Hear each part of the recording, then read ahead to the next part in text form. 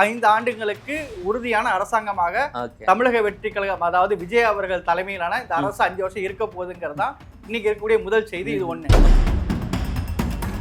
அப்படி இருக்கும்போது பிரேமலதா விஜயகாந்த் அவர்கள் விஜய்க்கு ஆதரவாக இருப்பாங்களா, இதெல்லாம் பேசுவாங்களா அப்படின்னு நம்ம எதிர்பார்த்தோம். மாறாக 2 முக்கியமான விஷயத்தை இன்னைக்கு பிரேமலதா விஜயகாந்த் தெரிக்க விட்டாங்க.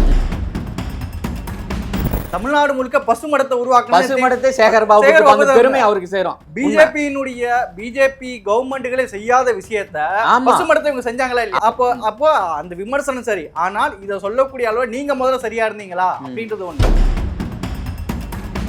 இன்னொன்னு குறிப்பா என்னன்னா, அதுல உதயநிதி அவர்கள் பேசும்போது நீங்க மதசார்பற்ற அணின்னு சொன்னீங்க. நீங்க போய் மதவாத கட்சியான என்டிஏல இருக்கக்கூடிய நபர்களை நீங்க குதிரை பேரம் பண்ணிக்குள்ள கொண்டு வந்திருக்கீங்க அப்படின்னு சொல்லி அவர் பேச போயிட்டு என்ன சொல்றது, ஆதரவு கொடுங்கன்னு கேட்கல, அவங்களேதான் வாண்டடா கொடுக்குறாங்க. அப்படி இருக்கும்போது அவ்வளவு பேசக்கூடிய நீங்க 98ல நீங்க பிஜேபி கூட வைக்கலையா? நீங்க வைக்கும் போது அந்த நியாயம் எல்லாம் எங்க போச்சு? சிவி சண்முகம் பேசுறத பார்த்தா சத்தியமா சொல்றேன், அவரு பதவிக்காக தான் தாவேகாவுக்கு ஆதரவு தெரிவிக்கிறார். ஆனா எனக்கு தெரிஞ்சு அவங்களுக்கு அமைச்சர் பதவி கொடுக்கறதுக்கு வாய்ப்பு இல்லைன்னா, அதனால தாவேகா இந்த ரிஸ்க் எடுக்காதுன்னு. ரிஃப்ளெக்ட் நேயர்களுக்கு வணக்கம். இன்னைக்கு சட்டசபை தொடங்கி அதாவது முதலமைச்சராக திரு ஜோசப் விஜய் அவர்கள் முதலமைச்சராக பொறுப்பேற்று 3வது நாள் சட்டசபை நடந்து முடிஞ்சிருக்கு. அந்த சட்டசபையில் என்ன நடந்தது, என்னென்ன நடவடிக்கைகள், என்னென்ன தீர்மானங்கள் கொண்டு வரப்பட்டது, அதே போன்று அரசுக்கு பெரும்பான்மை நிரூபிக்கப்பட்ட நாள் இன்னைக்கு. ஸோ ஒரு பத்திரிகையாளராக சட்டசபையில் நடந்தது குறித்து விவாதிக்க போகிறோம். நம்மளோட விவாதிக்க வந்திருப்பவர் திரு நாசர் அவர்கள். அவரை வரவேற்று போகலாம். அண்ணா வணக்கண்ணே. வணக்கம் அண்ணா. சட்டசபையில் 3வது நாள், அதாவது திரு ஜோசப் விஜய் அவர்கள் முதலமைச்சராக பதவியேற்று 3வது நாளை வெற்றிகரமாக நிறைவு செய்திருக்கிறார். அதே போன்று பல்வேறு தகவல்களை, அதாவது அவர் நம்ம இப்படி பேசுவாரா அப்படின்ற போல நினைச்சிருப்போம். ஆனால் அந்த அளவுக்கு அவர் தொடர்ச்சியாக பேசியிருக்காரு. ஸோ ஏன்னா நம்ம பிரச்சாரத்தெல்லாம் பார்த்துருப்போம், ஊன்னு கையை வீசினாரு, அப்படி வீசினாரு. ஆனால் அதெல்லாம் இல்லாமல் ஒரு சட்டசபையில எந்த அளவுக்கு ஒரு நாகரிகமா அவர் பேச முடியுமோ அந்த அளவுக்கு பேசியிருக்காரு. இல்லையா அவர்கள் நமக்கே தெரியும், எல்லாருக்கும் தெரிஞ்ச விஷயம்தான். ஒரு அரசு நிலை பெற 118 இடங்கள், பெரும்பான்மை பெற 118 உறுப்பினர்கள் வேண்டும். விஜய் அவர்களுக்கு 108 இடங்கள் தான் இருந்தது. அந்த வகையில விஜய் அவர்களுடைய அரசு நீடிக்குமா, நீடிக்காதா, இந்த அரசு தொடர்ந்து இருக்குமா, யாரெல்லாம் வருவாங்க, யாரெல்லாம் இந்த அரசுக்கு ஆதரவா இருப்பாங்க அப்படிங்கிற ஒரு $1 மில்லியன் கொஸ்டின்ஸ் இருந்துச்சு. மாறாக இன்னைக்கு எல்லா சந்தேகங்களுக்கும் இந்த அரசு குறித்தான செய்திகள் இன்னைக்கு முழுமையா உடைஞ்சிருச்சு. அதாவது தமிழக வெற்றி கழகத்துக்கு அதாவது அவங்க 108ல 106 குறைஞ்சிச்சு. அதுக்கப்புறம் இன்னைக்கு 144 பேர், அதாவது திமுக கூட்டணி கட்சிகளுடைய ஆதரவு அதையெல்லாம் தாண்டி அதிமுகவில் இருக்கக்கூடிய சிலருடைய ஆதரவுன்னு சொல்லி 144 பேர் கொண்ட ஒரு பெரும்பான்மையை இன்னைக்கு விஜய் அவர்கள் நிறைவு செஞ்சிருக்கிறாரு. இப்ப இதன் மூலம் தமிழக வெற்றி கழகம், அதாவது இந்த அரசு சட்டமன்றமாக இருந்தாலும் இந்த அரசு 5 ஆண்டுகளுக்கு நிலைக்க போகிறது, ஒரு ஸ்ட்ராங்கான அரசாங்கமாக வரப்போகிறது அப்படின்றத இன்னைக்கு தமிழக வெற்றி கழகம் தன்னை சட்டமன்றத்தில் நிரூபிச்சிட்டாங்க. இனி 5 ஆண்டுகளுக்கு இந்த அரசு தொடர்ந்து நிலையான ஒரு அரசாங்கத்தை கொடுக்க போகுது அப்படின்றதுதான் சட்டமன்றத்தில் காட்டிட்டு. அதே போல இன்னொரு கேள்வி இருக்கு. இப்போ அதிமுக தரப்பு விஜய்க்கு ஆதரவு கொடுத்திருக்காங்க, ஆனா அவங்களுக்குள்ள இப்ப மோதல் இருக்கு. அது நீடிக்குமான்ற கேள்வி வருது. அதை நம்ம பொண்ணுன்னா பேசுவோம்.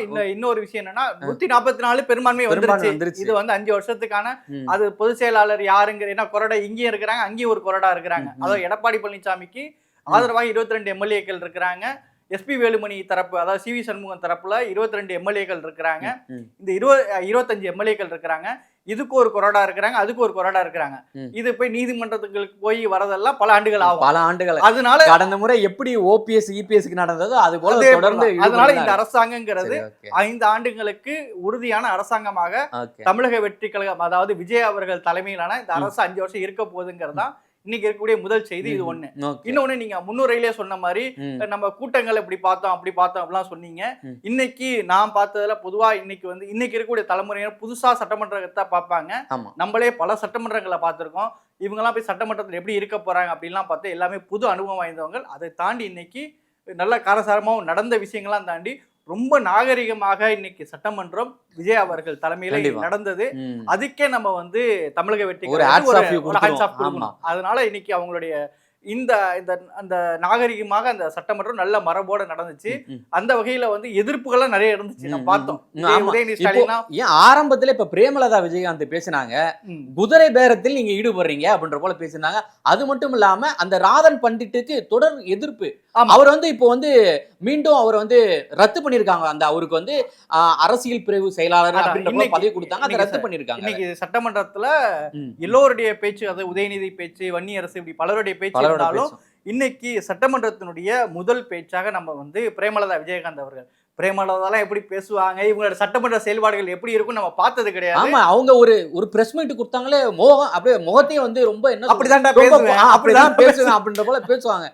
பரவாயில்ல, இவங்க இந்த அளவுக்கு அதை உள்வாங்கி, ஏன்னா அவங்க வந்து ஆன்மீகத்தின் மீது கொஞ்சம் ஈடுபாடு கொண்டவங்க தான். நான் கூட வந்து ராதன் பண்டிட்டு நியமித்ததுக்கு அவங்க ஆதரவு தான் தெரிவிக்க போறாங்க அப்படின்ற போல தான் நான் நினைச்சேன். ஆனா பரவாயில்ல, அவங்க இன்னொரு விஷயம் என்னன்னா, தம்பி எங்க பிள்ளை விஜய்லாம் பேசினாங்க. அப்படி இருக்கும்போது பிரேமலதா விஜயகாந்த் அவர்கள் விஜய்க்கு ஆதரவாக இருப்பாங்களா, இதெல்லாம் பேசுவாங்களா அப்படின்னு நம்ம எதிர்பார்த்தோம். மாறாக 2 முக்கியமான விஷயத்தை நீங்க பிரேமலதா விஜயகாந்த் தெரிக்க விட்டாங்க. அதாவது 2 விஷயம் என்னன்னா, முதலாவதாக வந்து தமிழக வெற்றி கழகம் மாற்றம் நம்பி ஒரு ஜனநாயகத்தை இளைஞர்கள் நம்பி கொடுத்திருக்கிறாங்க. உங்களுடைய இதெல்லாம் முகத்தை மூடி யாரும் மறைச்சிட்டுல போக வேண்டாம்னு விஜய் இப்ப சொன்னாரு. ஆனா உங்களை சந்திக்கிறதுக்கே ஒருத்தர் முகத்தை மூடிட்டு வந்தாரு, அவர் யாருன்னு கேட்டாங்க.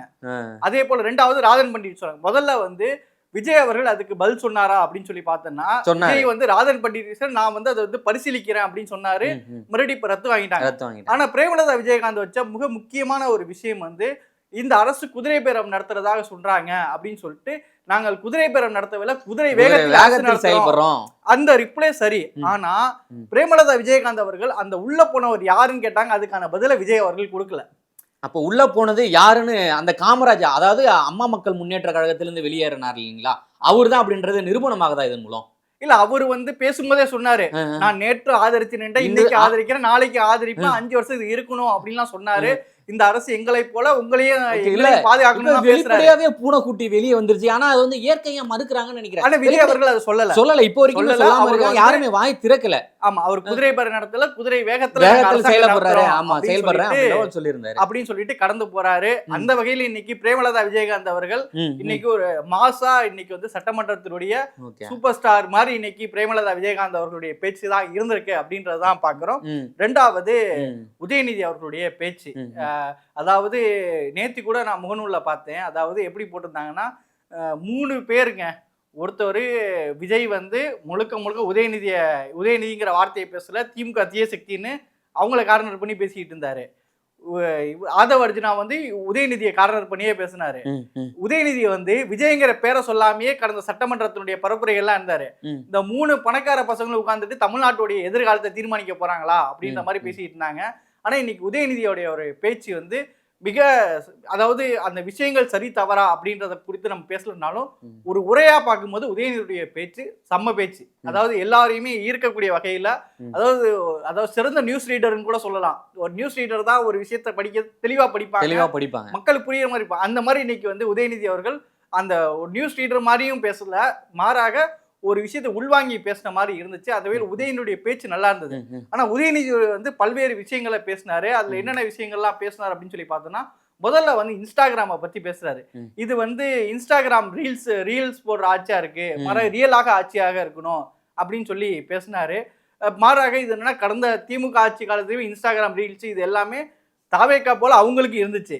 அவங்க மேலே இதே விமர்சனம் வந்துச்சு. இன்னைக்கு உதயநிதி அவர்கள் அதே விமர்சனத்தை இன்னைக்கு தாவேக்காவை நோக்கியும் வைக்கிறார். இப்ப திமுக வந்து ரீல்ஸே வந்து இன்ஸ்டாகிராம்ல ரீல்ஸே பயன்படுத்தல இல்லையா? அவங்களும் பயன்படுத்திருக்காங்க. ஆனா அவர் வந்து எதுக்கு அந்த விமர்சனத்தை வைக்கிறாரு அவரு? ஏன்னா ஆட்சி வந்தாச்சு, இனிமேல வந்து சுமூகமா போறேன்னு சொல்லியாச்சு. ஆனாலும் வந்து ஒரு உட்குத்தா வைக்கிறதுக்கு காரணம் என்ன? விஜய் வந்து மறைமுகமா ஒரு டார்கெட் பண்ணி ஆரம்பிச்சிட்டாரு. ஆமா, அது இன்னொரு விஷயம் என்னன்னா, என்ன சொல்றாருன்னா, ஒரு உதயநிதி வைக்கக்கூடிய ஸ்டார்டிங்கா ஒரு பேச்சு பேசுறாரு. என்னன்னா, இந்த மக்கள் வந்து 35% மக்கள் தான் வந்து உங்களுக்கு வாக்களிச்சிருக்காங்க, 1,74,00,000 பேரு. எங்களுக்கு மத்த 65% பேரு 3 கோடிக்கு சம்திங் வாக்கு அதிக எதிரான வாக்குகள் அப்படின்னு சொல்லி சொல்றாரு. நான் என்ன கேட்கிறேன், திமுக போன வாட்டி வாக்களிச்ச வாக்களிச்சவங்களோட வாக்களிக்காதவங்க தான் அதிகம். எல்லா அரசாங்கத்திலும் இப்படிதான். அது இந்திய அளவுல இருக்கக்கூடிய பிரதமர் மோடியாக இருக்கட்டும், அல்லது இங்க இருக்கக்கூடிய எந்த அரசாங்கமே இருக்கட்டும், 30% 35% தான் ஆளுங்கட்சியா இருப்பாங்க. பாக்கி 60% 65% எதிர்கட்சியா தான் இருப்பாங்க. எப்பவுமே ஆளுங்கட்சியா இருக்கணும் வாங்கின ஓட்டுகளை விட எதிராக விழுந்த ஓட்டுகள் தான் அதிகமா இருக்கும். அதுதான் வந்து இங்க இருக்கக்கூடிய எலக்ட்ரல் பாலிடிக்ஸ்ல இருக்கக்கூடிய பலம் பலகீனமே அதுதான் அப்படின்ற மாதிரி பார்க்கும்போது இது எல்லாத்துக்கும் பொருந்தும். இதை வச்சுக்கிட்டு இந்த அரசு வந்து மக்களால் நிராகரிக்கப்பட்ட அரசுன்னு சொல்வது வந்து மக்களால் தேர்ந்தெடுக்கப்பட்ட விஜய் தலைமையிலான அரச நமக்கு விருப்பமான அரசோ இல்லையோ, நமக்கு விருப்பமான ஒரு விஜய் இருக்காரோ இல்லையோ, மக்கள் பெரும்பான்மை மக்களால் ஏற்றுக்கொள்ள அரசுங்கிறத நம்ம ஏத்துக்கிட்டு தான் ஆகணும். அவரு சொல்ற மாதிரி எங்களுடைய கூட்டணி கட்சியோட ஆதரவுல தான் இன்னைக்கு இந்த அரசு போய் வென்றிருக்குது. வந்து 144 அதிகரிச்சு இனிமேல் வந்து அவருடைய பேச்சு எடுபடாதுன்னு நினைக்கிறேன். இப்ப இவங்க ஆக்சுவலி விஜய் கைவிட மாட்டாரு, கைவிட்டாலும் உங்களுக்கு ஆபத்து கிடையாது. அந்த சூழ்நிலை தான் உருவாகி இருக்கு. ஏன்னா 144 திமுக கூட்டணி கட்சி வெளியே போனாலும் இனிமேல் அவங்களுக்கு ஒன்றும் பிரச்சனையே இல்லை. அந்த அளவுக்கு தான் இன்னைக்கு அவங்க இருக்கிறாங்க. எனவே உதயநிதி அவர்கள் பேசின இந்த வார்த்தைங்கிறது ஒரு சரியானது கிடையாது. இது உங்க ஆட்சிக்கும் இந்த வார்த்தை வந்திருக்காரு. முதல் நாளே அவர் ஆரம்பிச்சாரு, பதவி இருக்கிறாரு ஸ்டாலின். அவர் வந்து ஆக்சுவலி ஜோசப் விஜய் வந்து பதவி இருக்கிறாரு. உதயநிதி ஸ்டாலின் வந்து ஒரு கைத்தட்ட ஒரு புன்னகைய முகத்துல வந்து என்ன சொல்றது, ஒரு ஒரு ஒரு புன்முறுவலே காணோம். ரொம்ப கோபத்தோடு ஏறெடுத்து கூட அவரை பார்க்கல, அந்த அளவுக்கு தான் அவர் இருந்தாரு. ஒரு வெளிப்படையா வந்து ஓகே விஜயோடைய ஆட்சியை நாங்க எதிர்க்கும், தடையா இருக்க மாட்டோம், விஜய்க்கு எங்க கூட்டணி கட்சிகள் தான் ஆதரிக்கிறாங்க அப்படின்ற போல சொன்னாலும் மனசுக்குள்ள அந்த வருத்தம் இருக்கு அவருக்கு. ஆமா கண்டிப்பா. அதே போல இன்னொரு விஷயம் என்ன பேசினாரு அப்படின்னு பார்த்தோம்னா, இப்போ என்ன சொல்றாருன்னா, தமிழ்நாட்டுடைய முதன்மை மாநிலமாக திராவிட முன்னேற்ற கழக அரசு வந்து வச்சிருந்துச்சு அப்படின்னு சொல்லி சொல்றாரு.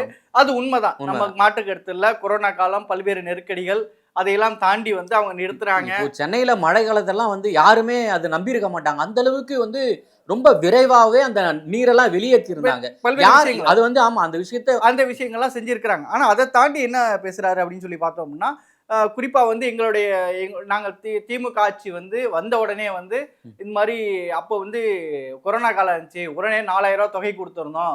பெண்களுக்கு இது மாதிரி இலவச பேருந்து, இந்த முதல் கோப்புலயே நாங்கள் வந்து பாலுக்கு 2 ரூபா கம்மி பண்ணோம், அதே போல பாலுக்கு 2 ரூபா கம்மி பண்ணோம், பெட்ரோலுக்கு 3 ரூபா குறைச்சோம், இந்த மாதிரி சில விஷயங்கள்லாம் நாங்கள் பண்ணோம். ஆனா இன்னைக்கு வந்துருக்கக்கூடிய தமிழக வெற்றி கழகம் வந்து பல்வேறு வாக்குறுதிகளை கொடுத்தாலும் அந்த வாக்குறுதிகளை வாசி காட்டுறாரு. அதாவது பெண்களுக்கு 2500, அதே போல மோதிரம் கொடுப்போம், குழந்தைகளுக்கு இது கொடுப்போம், இந்த மாதிரி பல்வேறு வாக்குறுதிகள் கொடுத்தாங்க. இதுல முக்கியமானது எதுவுமே நீங்க செய்யல. இப்ப திமுக அரசாங்கம் வந்து அது உண்மைதான். திமுக அரசாங்கம் ஆளுங்கட்சியாக வரும்போது முதல் அறிவிப்புல 5 பெரிய விஷயங்களை செஞ்சாங்க. அப்படி எந்த விஷயமும் நீங்க வந்து முதல் அறிவிப்புலேயே செய்யல அப்படின்னு சொல்றது வந்து ஒரு ஆரோக்கியமான விமர்சனம் தான். அது எதிர்கட்சி அவங்க வைக்க வேண்டியது ஒரு சரியான விமர்சனம் தான். ரெண்டாவது என்ன சொல்ல வர்றாரு அப்படின்னா, குறிப்பா வந்து இப்போ வந்து 2500 ரூபா கொடுத்தோம், இப்போ 1000 ரூபாய்க்கு இந்த 15ஆம் தேதியெல்லாம் அவங்க போட்டுருவாங்க. இப்போ விஜய் அவர்கள் வந்து 2500 தரேன்னு சொன்னீங்க, இப்போ இந்த 1000 ரூபாயாவது போடுவீங்களா அப்படின்னு சொல்லி கேட்டாரு. அதே போல ஸ்கூல் திறக்க போகுது ஜூன் மாசத்துல, அதுக்கு வந்து காலை உணவு திட்டம், பள்ளி குழந்தைகளுக்கான அந்த உதவித்தொகை இதெல்லாம் இருக்கு அப்படின்னு சொல்லி கேட்கும்போது இதுக்கு முதலமைச்சருடைய பதில், விஜய் அவருடைய பதில் என்ன இருக்கும் அப்படின்னு சொல்லி எதிர்பார்த்தோம். கடந்த ஆட்சியினுடைய நலத்திட்டங்கள் அப்படியே தொடரும் அப்படின்னு சொல்லி இதுல ஒரு நல்ல விஷயம்னா அதுதான். எப்பவுமே வந்து இப்போ திமுக ஆட்சிக்கு வந்தாலும் அதிமுக ஆட்சிக்கு வந்தாலும் இதுக்கு முன்பாக ஆட்சி செஞ்சவங்க என்ன திட்டங்கள் கொண்டாந்தாங்களோ அதை அறவே ஒழிச்சிருவாங்க. இப்ப அதே போலதான் இந்த அம்மா உணவகம் ஏன் போன்ற அதே போல ஏழை விவசாயிகளுக்கு வந்து ஆடு கொடுக்குற திட்டம், கடவை மாடு கொடுக்குற திட்டம், அதெல்லாம் காற்றோட போயிடுச்சு. திமுக ஆட்சிக்கு வந்த பிற்பாடு அந்த ஆடு மாடு கொடுக்கறதே கிடையாது. ஒரு 4 ஆடு கொடுப்பாங்க. அதே போன்ற அம்மா உணவகம்லாம் ரொம்ப ரேரா தான் இருக்கு. ஒரு சின்ன திருத்தம், ஜெயலலிதா அம்மையார் கொடுத்தாங்க, எடப்பாடி வந்து அதை தொடர்ந்து செய்யல. அதே போன்றுதான் இருக்கும். ஆனா இந்த விஷயத்துல பார்த்தோன்னா விஜய பாராட்டலாம். அந்த தொடர் அவங்களுக்கு திமுகவுடைய திட்டம் வந்து தொடர்ந்து நீடிக்கும். இவங்க கொடுக்கல. அதே போல திருமணத்தப்ப தங்கன்னு சொன்னாங்க, இவங்க மாற்றி வேற திட்டம் கொடுத்தாங்க, தாய்மாமன் சீர் அப்படின்னு. அதே போல திமுக ஆட்சி காலத்துல தலைமைச் செயலகம் கட்டினாங்க. ஜெயலலிதா அம்மையார் வந்து அந்த அரசினர் இன்னைக்கு ஓமந்தூர் மருத்துவமனையா இருக்கு. ஒவ்வொரு திட்டமும் இப்ப மாறாக இதுல வந்து சில விஷயங்கள் என்ன அப்படின்னு சொல்லி பார்த்தோம்னா, ஸ்டாலினுக்கே அந்த ஒரு பெருமையை வந்து சேரும். ஏன்னா அம்மா உணவகத்தை வந்து அவர் செயல்படுத்தி தான் இருந்தார் 5 வருஷத்துல. ரொம்ப ஒரு சில இடங்கள்ல மூடப்பட்டிருந்தாலும் அந்த அம்மா உணவகம் இன்னைய வரையும் செயல்பட்டு தான் இருக்கு. அந்த மாதிரி சில விஷயங்கள் இருந்தாலும் இன்னைக்கு விஜய் அவர்களும் கடந்த ஆட்சியினுடைய நலத்திட்டங்கள் நான் தொடர்ந்து செயல்படுவோம் அப்படின்னு சொல்லியிருக்காரு. விஜய் மேல ஒரு பெரிய விமர்சனம் இருக்கு. என்னன்னா பெரியாருடைய ஆட்சி, அம்பேத்கருடைய ஆட்சின்னு சொல்றாரு. ஆனா பார்த்தோம்னா இவர் வந்து ஆட்சிக்கு நியமிக்கிறது, ஏன்னா இப்போ ராதன் பண்டிட்லாம் ஒரு ஜோதிடர், அவரை கொண்டாந்து வந்து இவருக்கு வந்து அரசியல் பிரிவு ஆலோசகரா நியமிச்சு இப்போ எதிர்ப்பால ரத்து செஞ்சாச்சு. சோ அப்படி இருந்தாலும் அவர் மீது ஒரு ஒரு இந்த ஒரு பார்வை இருக்கு, ஒரு வலதுசாரியா செயல்படுறாரோ. இல்ல அதுதான் இன்னைக்கு விஜய் அவர்களே ஏன்னா சொல்றாரு, ஆ, ஒரு மதசார்பற்ற அரசாக இந்த அரசு இருக்கும் ம். அப்படின்னு சொல்லி இன்னைக்கு சட்டமன்றத்திலே பேசினாரு. ம். அது தகுந்த மாதிரி இன்னைக்கு பின்வாங்கிட்டாரு. இன்னொரு விஷயம் என்னன்னா, செயல்படுவாரா பின்வாங்கிறது?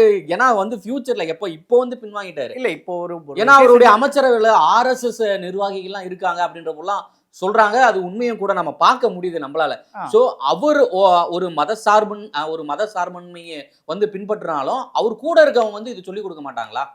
ஆனா இல்ல இப்படி அதுதான் பண்ணணும். இன்னைக்கு ஒரு ஏன்னா தவறு நடந்துச்சு உடனே ம். சொல்றாங்க. ம். இன்னொன்னு நமக்கு என்ன கேள்வி வருதுன்னா, மதசார்பற்ற அரசாக இந்த அரசு இருக்கணும் அப்படின்றத நம்மளுடைய விருப்பமா. ம். ஆனா திமுக ஆட்சி காலத்திலயும் இந்த மதசார்பின்மையினர் சரியாக இருந்தாங்களா நமக்கு ஒரு கேள்வி இருக்கு. எனக்கு நல்ல நினைவு இருக்கு.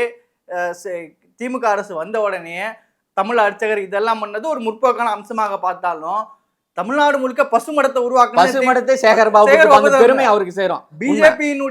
பிஜேபி கவர்மெண்ட்டுகளே செய்யாத விஷயத்த ஆமா. பசுமடத்தை இவங்க செஞ்சாங்களா இல்லையா? அதுவும் தமிழ்நாட்டுல செஞ்சாங்களே. நம்ம திருவேற்காட்டுல இருக்குது பசுமடம், இன்னை வரை இருக்குது. ஓகே. அப்ப இவங்க வந்து மதசார்பின்மையோட விஜய் அரசாங்கம் இருக்கணும் அப்படின்றதையும் அத சுட்டி அதாவது காட்டின திமுக பொறுத்த வரைக்கும் எப்படின்னா, நாம செஞ்சா அது சரி, மத்தவங்க செஞ்சா அது தவறு அப்படின்ற ஒரு கண்ணோட்டம் தான் அது. அதற்கான பதில அவங்க அனுபவிச்சிட்டாங்க. அப்போ அந்த விமர்சனம் சரி. ஆனால் இத சொல்லக்கூடிய அளவு நீங்க முதல்ல சரியா இருந்தீங்களா அப்படின்றது ஒண்ணு. இன்னொன்னு குறிப்பா வந்து என்னன்னா, அதுல உதயநிதி அவர்கள் பேசும்போது, நீங்க வந்து மதசார்பற்ற அணின்னு சொன்னீங்க. நீங்க போய் மதவாத கட்சியான என்டிஏல இருக்கக்கூடிய நபர்களை நீங்க வந்து குதிரை பேரம் பண்ணி குள்ள கொண்டு வந்திருக்கீங்க அப்படின்னு சொல்லி அவர் விஜய் போயிட்டு வந்து என்ன சொல்றது, ஆதரவு கொடுங்கன்னு கேட்கல. அவங்களே தான் வாண்டடா வந்து கொடுக்குறாங்க. அப்படி இருக்கும்போது அது எப்படி வரும்? ஏற்றுக்கொள்ள முடியாது. அது எப்படி பண்ண முடியும்? இவங்க ஆதரவு கிடைத்தும் கேட்க, இவங்க வந்து திமுக கூட்டணி கட்சிகளா இருக்கக்கூடிய சில கட்சிகளுக்கு தான் கொடுத்தாங்க. இவங்க ஆதரவு கேட்டு விஜய் அவர்கள் கடிதம் அனுப்பினால இவங்களுக்கு தான். வாலின்றா வரும்போது அவங்க உண்மையா சொல்ல போனா எஸ்பி வேலுமணிக்கும் சிவி சண்முகத்தும் ஒரு பதவி முகத்தில் தான் வராங்க. அதாவது சிவி சண்முகம் வெளிப்படையாக சொல்றாரு, நாங்கன்னா சன்னியாசமா பண்ண வந்தேன்னு கேட்கிறாரு. அப்படின்னா என்ன அர்த்தம்னா, அவங்க பதவிக்காக தான் போறாங்க. அவங்க கொடுக்குறாங்களா இல்லையோ, இவங்க பதவி எதிர்பார்த்து தான் போறாங்க. சோ ஆகவே இவங்க வந்து விஜயே வேணாம், குறிப்பா பதவிக்காக போறது. நான் குறிப்பா என்ன சொல்ல வரேன்னா, மதசார்பற்ற சக்திகள் நீங்க வந்து என்டிஏல போய் இப்படி ஒரு ஆளுங்களை போய் நீங்க வாங்குறீங்களே, உங்க அரசு மீதான நம்ம நம்பிக்கையெல்லாம் மக்களுக்கு போயிட்டு இருக்கு அப்படின்னு சொல்லலாம் பேசுறாரு. நம்பிக்கை என்னன்னா, நீங்க சொன்ன மாதிரி விஜய் அவர்கள் ஆதரவு கடிதம் என்டிஏல கேட்கல. என்டிஏ உறுப்பினர் கட்டத்தில் அவங்களா வாலண்டியரா வரும்போது எந்த அரசாங்கமும் ஏத்துப்பாங்க. நமக்கு என்ன கேட்கிறோம், இவ்வளவு பேசக்கூடிய நீங்க 98ல நீங்க பிஜேபி கூட வைக்கலையா? நீங்க வைக்கும் போது அந்த நியாயம் எல்லாம் எங்க போச்சு? நீங்க பிஜேபியோட உறவாடலையா? நீங்க கூட்டணி வைக்கலையா? அந்த அமைச்சரவையில பங்கேற்கலையா? நான் அதை வச்சு இதை நியாயப்படுத்தல. ஆனா நீங்க கேட்கக்கூடிய இவங்களா ஒரு வாலண்டியரா வந்து தரத்துக்கும் இவங்களா கேட்டதுக்கும் அதுவா பெறுவதுக்கும் ஒரு வேறுபாடு இருக்கு. நீங்க இந்த கேள்வி வச்சீங்கன்னா அப்ப இந்த கேள்விக்கு நீங்க பதில் சொல்ல வேண்டியது வரும். அவ்வளவு பேர் யோக்கிய சிகாமணிங்களா நீங்க திமுக அப்படிங்கிற ஒரு கேள்வி இயல்பா வந்துடுறதா. 5 வருஷத்துல தொங்கு சட்டசபையிலே ஓட்டிட்டாங்க. அவங்க வந்து 98ல ஓட்டி இருக்காங்க, அவங்க ஆட்சியை வந்து நடத்தி இருக்காங்க. சரி, இது மட்டும் இல்லாம சரி, இப்போ வந்து அதிமுகவுடைய நிலை என்னவாக இருக்க போகுது? இப்போ சிவி சண்முகம், எஸ்பி வேலுமணி ஒரு பக்கம் பிரிஞ்சு போயிட்டாங்க. இவரு எடப்பாடி வந்து இன்னைக்கு எடப்பாடி ஒரு பக்கம் பிரிஞ்சிருக்காரு. எடப்பாடி வந்து இன்னைக்கு கண் கலங்கி வந்து பேட்டி கொடுக்குறாரு. துரோகம் செஞ்சுட்டாங்கன்னு சொல்றாரு. எப்படி பாக்குறீங்க இதை வந்து? துரோகம் உண்மையாலுமே துரோகம் தான் செஞ்சுட்டாங்க. அதாவது எம்ஜிஆர் உடைய பாட்டு, அவங்க தலைவர் பாட்டிலே வரும், பந்தெடுத்து விட்டு எறிந்தால் சுவர் மேல் பட்டது போல திரும்பி வரும்னு எம்ஜிஆர் பாட்டு ஒண்ணு இருக்கு. எந்த எடப்பாடி எப்படி டிடிவி தினகரன் அணிக்கு என்ன வேலையை பண்ணாரோ, அன்னைக்கு சபாநாயகரா இருக்கக்கூடிய ஒரு டிடிவி தினகரனுடைய எம்எல்ஏக்கள் ஆதரவாளர்கள் அப்படி நீக்கம் பண்ணி தேர்தல்லாம் வந்துச்சு, நம்ம பார்த்தோம். இன்னைக்கு அவரு என்ன பண்ணாரோ, அன்னைக்கு அவருடைய சபாநாயகர் அவருக்கு சார்பாக நடந்து இவங்களை எப்படி எம்எல்ஏக்களை தகுதி நீக்கம் பண்ணாரோ, இன்னைக்கு அதே போல தாவேகாவுடைய சபாநாயகர் அவருக்கு வேண்டிய நபரை எஸ்பி வேலுமணிக்கு ஒரு ஸ்பீக்கரா போட்டு பேச வச்சு எல்லா வேலையிலையும் பாக்குறாரு. சோ எடப்பாடி பழனிசாமி என்ன பண்ணாரு, அதாவது ஒருத்தர் நோக்கி கை காட்டும் போது 3 கை நம்மளை நோக்கி வரும்னு சொல்லுவாங்கல்ல, இதே வேலையை தானே எடப்பாடி பழனிசாமி கடந்த காலத்துல செஞ்சாரு. கடந்த காலத்துல செஞ்சாருன்னா இப்ப எடப்பாடி பழனிசாமி மட்டும்தான் செஞ்சாரா? கூட எஸ்பி வேலுமணி தான் இருந்திருக்காரு, சண்முகம் தான் இருந்திருக்காரு. சோ இந்த குற்றச்சாட்டு நபர்களே அதுல போறாங்க. அதான் இதை எடப்பாடி பழனிசாமி அன்னைக்கு எஸ்பி டிடிவி தினகரனுக்கு என்ன பண்ணாரோ அதேதான் இங்க வருது. பொதுவா என்ன அப்படின்னு சொல்லி பார்த்தோம்னா, அதிமுகவுல எல்லாராலையும் ஏற்றுக்கொள்ளப்பட்டவராக எடப்பாடி பழனிசாமி இருக்கிறார் அப்படின்றத நமக்கு மாற்றுக்கருத்து இல்லை. அவர் வந்து ஒரு கீழே ஒரு ஒரு கீழே விவசாயி அவன் அடித்தட்டுல தான் வந்தாரு. விவசாயி கீழே கிளை செயலாளர், மாவட்ட செயலாளர், ஒன்றிய செயலர் இப்படிலாம் இருந்து மேல வந்திருக்கிறாரு. அந்த வகையில் எல்லாரும் ஏற்றுக்கிட்ட தலைவரா இருக்கிறாருங்கிறத மாற்று கருத்து இல்ல. ஆனால் ஒரு கட்சியில தொடர்ந்து 10 முறை 11 முறை 12வது முறை தோல்வி வரும்போது அதற்காக அது குறித்து பேசுவதற்கு அது குறித்து பல முறை இவங்க எல்லாம் பேசியிருக்காங்க. ஒரு ஒருங்கிணைந்த அதிமுக வேணும், அதாவது சசிகலா அம்மையாரை உள்ள கொண்டு போகணும், பிரிந்தவர்களை உள்ள கொண்டு வரணுங்கிற டாக்களை பல முறை இவங்க செஞ்சாங்க. இன்னும் சொல்ல போனா இன்னைக்கு நம்ம ஓபிஎஸ் இருக்காரு திமுக அண்ணன் எடப்பாடியார் அப்படின்னு சொல்லிட்டு எந்த நிபந்தனையும் இல்லாம நான் சேர்றதுக்கு உங்களுக்கு ஆயத்தமா இருக்கிறேன்னா சொல்லி பேசினாரு. இதுல என்ன கொடுமை என்னன்னா, பதவி பிரமாணம் செஞ்சு வச்சு இப்ப ஜெயஸ்ரீ பிரபாகரன் மட்டும் யாரு, அவரும் அதிமுக தான். அவரும் கடைசி வரைக்கும் இருந்து பார்த்தாரு. கடைசி வரைக்கும் அவங்க சேர்க்கவே இல்லை. போனாரு, அவருக்கு ஒரு நல்ல காலம் அப்படி. இந்த அளவுக்கு எடப்பாடி பழனிசாமி தொண்டர்களுடைய மனநிலை என்னன்னா ஒருங்கிணைந்த அதிமுக வேண்டும், ஒருங்கிணைந்த அதிமுக வேணுங்கிறது பெரும்பாலான அதிமுக தொண்டர்களுடைய விருப்பமாக நம்ம பார்த்தோம். அப்படி இருக்கும்போது அதை எதுவுமே ஒருவேளை ஒருங்கிணைந்த அதிமுகவை இருந்தா மட்டும் வெற்றி பெற்றிருக்குமாங்கிறது ஒரு கேள்வி இருக்கு. ஆனால் அதிமுக உட்கார்ந்துருக்கலாமே. ஆமா, அதிமுக தொண்டர்களுடைய மிகப்பெரிய இதா இருக்குல்ல, 3வது இடத்துக்கு போயிடுச்சு. 3வது இடத்துக்கு 47. ஆமா, யாருமே எதிர்பார்க்கல. போன முறை டெபாசிட், போன முறை அதிமுக தொடர்ந்து 10 தோல்வி, இது வந்து 13வது தோல்வின்னு நினைக்கிறேன். இப்படி போயிருந்ததுன்னா, அப்படி இருக்கும்போது அதிமுக தொண்டர்கள் மத்தியில ஒரு பெரிய அதிருப்தி இருக்குது. அதனால இது குறித்து பேசுவதற்கு இப்போ எடப்பாடி குழுவா ஒருங்கிணைக்கணும் கண்டிப்பா. ஏன்னா இப்போ தாவேகாவுக்கு ஆதரவு தெரிவிச்சவங்க இப்போ வந்து பொதுச் செயலாளர் வந்து இபிஎஸ் தான் சொல்றாங்க. ஸோ ஆகவே ஒரு பொதுக்குழு தீட்டி அவங்களுக்குள்ள என்ன ஒரு தீர்மானத்தை கொண்டு வந்து என்ன பிரச்சனையும் அப்படிதான் சால்வ் பண்ணும். அது மட்டும் இல்லாம இந்த பிரச்சனைக்கு ஆரம்பமே இபிஎஸ் தான் போல. ஏன்னா இவர் திமுகவுடைய உதவியோடு முதலமைச்சராக முயற்சி பண்ணார் அப்படின்ற போல ஒரு குற்றச்சாட்டு இருக்கு. சிவி சண்முகம் வந்து சத்தியம் கேட்கிறாரு. அப்ப இதை பேசக்கூடியவங்க இது முன்னாடியே பேசணும். நமக்கு என்னன்னா ஒரு திமுக அதிமுக சேர்ந்து அப்படி ஒரு கூட்டணி உருவாக முடியுமா? திமுக விரும்பாது. இல்ல, திமுக விரும்பாது. ஏன்னா இதை பேசுறதே வந்து சிபிஎம் உடைய சிபிஐ தேசிய பேபி தான் பேசினாரு. அது கூட எப்படின்னா ஆக்டிவைஸா பேசல, பேசினாரு. இப்படி ஒரு கருத்து பேசப்பட்டது யாருன்னு அவர் சொல்லவே சொல்லல. இப்ப திமுக தரப்புலயுமே பேசக்கூடியவங்கள்ட்ட பேசும்போது அன்னைக்கு சண்முகம் பேசுறாரு, அதையெல்லாம் மறுக்கிறாங்க. அதிகாரப்பூர்வமா ஒரு விஷயம் வராம நம்ம அதை பத்தி பொருட்படுத்தி பேச முடியாது. ஏன்னா சம்பந்தப்பட்ட நபர்கள் நேரடியா பேசல. இதே சண்முகம் இன்னைக்கு பேசுறாருல, அதான் அந்த பேச்சுவார்த்தை நடக்கும் போதே பேசியிருந்தாருன்னா நீ யோக்கியமான சொல்லியிருக்கலாம். அப்ப இன்னைக்கு வந்து அவங்க வந்து எடப்பாடிக்கு எதிராக ஒரு அணி உருவாகி இருக்கிறாங்க.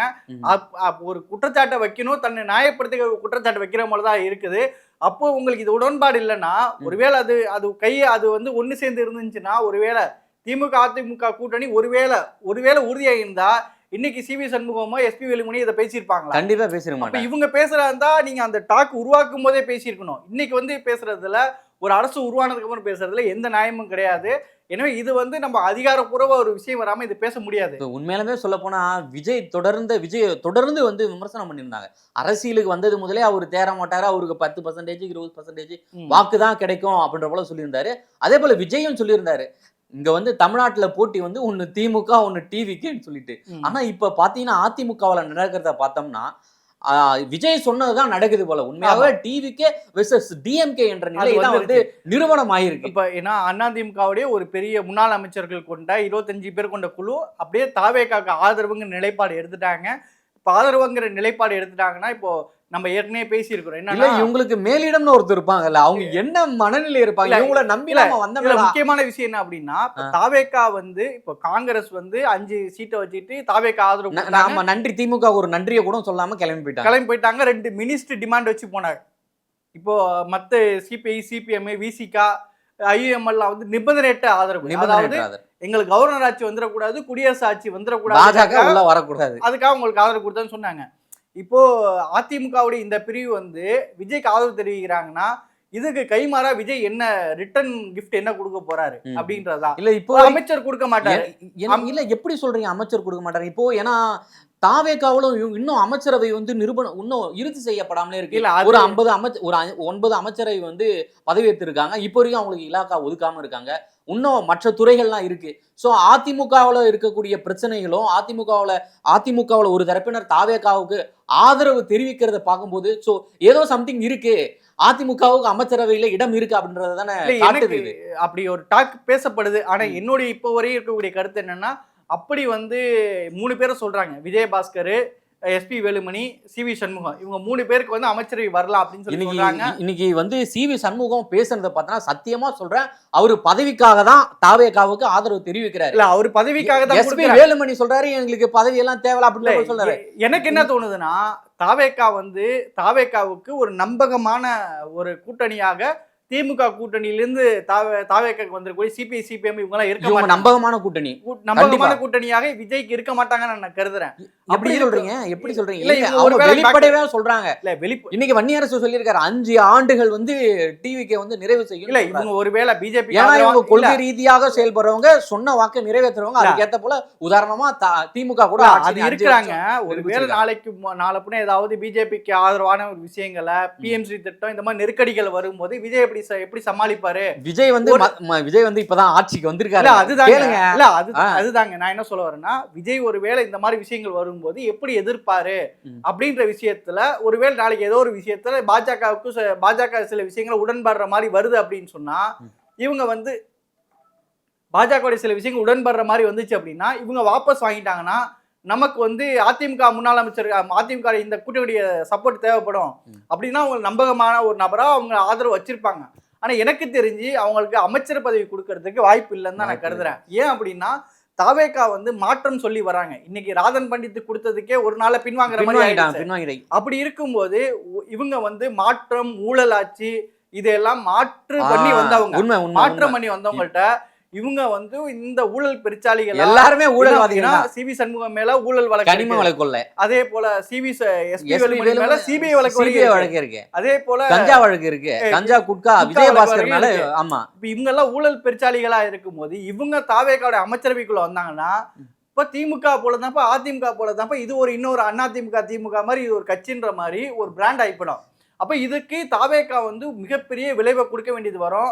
அவங்களை நம்பி வாக்களித்த லட்ச கோடிக்கணக்கான இளைஞர்களுடைய நம்பிக்கையில பெரிய பெரிய களிமண்ணா தூக்கி போடுற மாதிரி ஆயிப்படும். அதனால தாவேகா இந்த ரிஸ்க் எடுக்காதுன்னு வேணா நான் கருதுறேன். அப்படி இருந்தாலும் வேணா இப்படி வேணா ஒரு பேச்சு வரலாம். என்ன அப்படின்னா, நீங்க சப்போர்ட் பண்ற மாதிரி பண்ணுங்க. ஏன்னா 2 அமைச்சர்கள் மேலேயே நேத்தி பார்த்தா அரப்போர் வெங்கடேசன் கூட ஒண்ணு போட்டிருந்தாரு. என்னன்னா, இப்போ விஜய் அவர்கள் வந்து என்ன செய்ய போறார், இப்போ இவங்க மேலெல்லாம் இந்த ஊழல் வழக்கு இருக்கு, அப்படி இருக்கும்போது விஜய் என்ன செய்ய போறாரு, என்ன பண்ணுவாரு? எனக்கு தெரிஞ்சு எஸ்பி வேலுமணி மேல, சிவி சண்முகம் மேல, இவங்க மேல இருக்கக்கூடிய வழக்குகளை இவர் வந்து கண்டுக்காம இருப்பாரு. இல்லைன்னா இவங்க இப்ப இனிமேல் செய்யக்கூடிய கொள்ளைகளை விஜய் அவர்கள் கண்டுக்காம இருந்துப்பாரு. அவ்வளவுதான் நடக்குமே தவிர எனக்கு தெரிஞ்சு அமைச்சரவையில இந்த மாதிரிலாம் கொடுப்பதற்கு வாய்ப்புகள் இல்லை. வேற ஏதாவது வாரியங்கள் அந்த மாதிரி வேணா பெற்றிருப்பாங்களே தவிர அமைச்சரவைக்குள்ள இவங்க வரமாட்டாங்க அப்படிதான் நான் நினைக்கிறேன். பிஜேபிக்கு வந்து நீங்க விஜய் இணங்கி செல்வாரு, பிஎம்சி திட்டத்தெல்லாம் கொண்டு வந்துருவாங்க அப்படின்ற போல சொன்னீங்க. அது விஜய் வந்து சாத்தியமா? விஜய் வந்து ஒரு மத சார்பற்ற ஆட்சியை நடத்துவேன் அப்படின்ற போல சொல்றாரு. இன்னைக்கு பார்த்தோம்னா ஒரு பண்டிட்ட வந்து ராதன் பண்டிட்ட வந்து நிறுத்தம் செஞ்சிருக்காரு. ஓகே, எதிர்ப்பு கிளம்புது, நாம வந்து ஒரு மத சார்பற்ற ஆட்சியை நடத்துறோம் அப்படின்ற ஒண்ணு அவர் வந்து அதை ரத்து பண்ணிட்டாரு. ஸோ அதை நம்ம பொருத்தி பார்க்கும்போது பிஜேபிக்கு எந்த வகையிலும் அவர் வந்து இடம் கொடுக்க மாட்டாருன்னு தோணல. அவர் இடம் கொடுக்க கூடாதுங்கிறத நம்மளுடைய விருப்பமா. அப்படி அவர் இடம் கொடுத்தாருன்னா அவரோட கூட்டணி இருக்கக்கூடிய சிபிஐ சிபிஎம் விசிகாவை எதிர்த்து குரல் எழுப்புவாங்க, அந்த அழுத்தம் கொடுப்பாங்கிறது நமக்கு மாட்டுக்கருத்து இல்லை. ஆனால் ஒரு அரசாக இருக்கும்போது சில நிதி நெருக்கடிகள் வரும். நமக்கே தெரியும். திமுக வந்து ஆட்சி பதவி திமுக வந்து ஆட்சியில வந்து அவங்க அரசியல் ரீதியா பாஜக எதிர்த்தாலும் மறைமுகமா எவ்வளவு ஒரு அண்டர்ஸ்டாண்டிங் இருந்துச்சுங்கிறது எல்லாருக்கும் தெரியும். அதை இன்னைக்கு திமுக கூட வெளியே வந்த வேலுமுருகன் போன்றவர்கள் எவ்வளவு எக்ஸ்போஸ் பண்றாங்கிறது நம்மளே பாக்குறோம். ஒரு அரசாக பிஜேபியோட இவங்க வந்து சில அண்டர்ஸ்டாண்டிங் வச்சுக்க வேண்டியதான் வரும். இப்ப வந்து அவர் டெல்லி போக இருக்கிறதா சில தகவல்கள் இருக்கு. பிரதமர் அவர்களா தமிழ்நாடு நலன் சார்ந்தெல்லாம் பேச போறதெல்லாம் செய்திகள் இருக்கு. ஸோ எப்படியா இருந்தாலும் ஒரு மாநில அரசு மத்திய அரசோட சில இணக்கமான சூழல்களை உருவாக்கி தான் போகணும். இப்போ அடுத்த ஆளுநர் உரைகள்லாம் வரும். ஸோ எப்படி இருந்தாலும் ஒரு அண்டர்ஸ்டாண்டிங்கோட தான் அவங்க மூவ் பண்ண முடியும். அதுல வந்து இவங்க வந்து பிஜேபியோட சில விஷயங்கள்ல ரொம்ப தமிழ்நாடு சில விஷயங்களை ஏற்றுக்கொள்ளாத சில விஷயங்கள் பிஎம்சி திட்டத்தில் இன்னை வரையும் தமிழ்நாடு ஒப்புக்கல. அது மாதிரி வக்ஃபு வாரியத்திலேருந்து இன்னும் சில விவசாய பல விஷயங்கள் தமிழ்நாடு எதிர்த்து நின்றுக்குது. அந்த மாதிரி இடபிள்யூஎஸ் இன்னை வரையும் தமிழ்நாட்டில் அமல்படுத்தல. அப்படி சில விஷயங்கள்ல தாவேகா உடன்பட்டு போகுது அப்படின்னு சொன்னா இவங்க கூட்டணி கட்சிகளால அந்த கூட்டணியில பயணிக்க முடியாது. எனக்கு என்னன்னா விஜய் வந்து கண்டிப்பா ஒரு மத சார்பற்ற ஆட்சியை தான் நடத்துவாரு. அவர் கொள்கை தலைவராக வச்சிருக்கிறவங்களும் அது போலதான் இருக்காங்க. ஸோ அவர் வந்து இன்னும் கொஞ்சம் அவருக்கு அரசியல் புரிதல் கிடையாது. அரசியல் வந்து இன்னும் கொஞ்சம் தெரிஞ்சுக்கணும். ஸோ இந்த விஷயத்தெல்லாம் நம்ம சொல்லும் பொழுது கண்டிப்பா வந்து அவர் புரிஞ்சுப்பாரு. புரிஞ்சுதான் வந்து பிஜேபி உள்ள விட மாட்டார். பிஜேபி என்னென்ன திட்டங்கள் கொண்டாருதோ அதெல்லாம் எனக்கு தெரிஞ்சு கொண்டாட மாட்டாருன்னு தான் எதிர்காலத்துல எனக்கு தோணுது. பாப்போம் என்ன. அப்படிதான் நமக்கு இருக்கணுங்கிறதா நம்ம விருப்பம். கண்டிப்பா பாப்போம். எதிர்காலத்துல அவருடைய திட்டங்கள், செயல்பாடுகள் எல்லாம் எப்படி இருக்க போகுதுன்றது நம்ம பொறுத்திருந்து தான் பார்ப்போம். மற்றொரு பதிவுல நம்ம சந்திப்போம்.